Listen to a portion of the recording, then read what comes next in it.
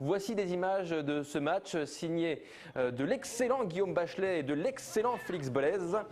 Et bien donc avec une ouverture de la marque dès la 7e minute de jeu, signé Aurélien Lourdelet. 1-0 pour Viry. Tout commençait bien pour les Castelvirois.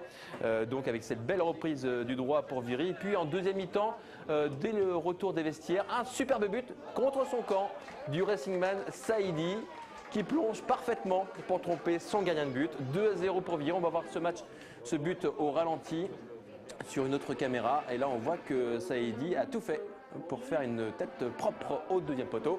Donc 2-0 pour Viry.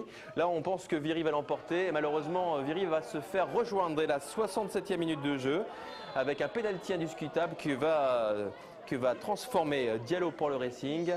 2-1, c'est le score que l'on pense acquis pour le Viry à la fin du match. Malheureusement pour les joueurs de Stéphane Cabrelli, eh bien, la victoire va échapper aux Essonniens puisque le Racing va revenir à la marque en toute fin de rencontre. 82e minute de jeu avec un peu de réussite d'ailleurs.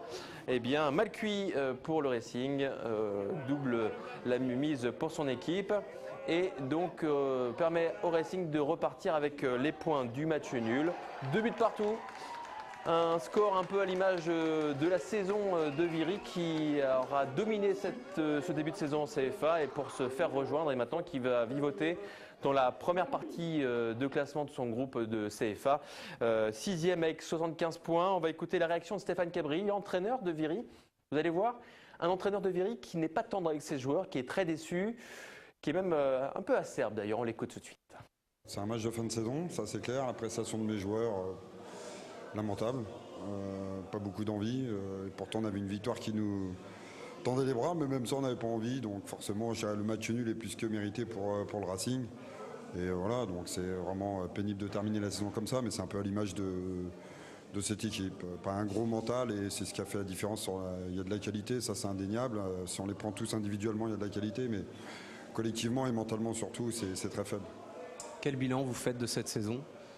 Bon, ça reste un bilan positif. Je pense que si on nous avait dit ça en début de saison, on aurait tous signé, il faut être honnête. Donc on va dire que ça reste globalement positif. Mais j'ai un goût d'inachevé, non pas par rapport à la montée ou autre. On était trop juste et en effectif, et ça le prouve actuellement.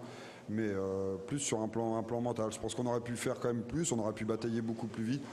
Un peu à l'image de Plavenec, je pense qu'on aurait pu être dans le coup jusqu'à une certaine limite. Là, on s'est effacé beaucoup trop vite, mais plus par un manque de mental qu'autre chose.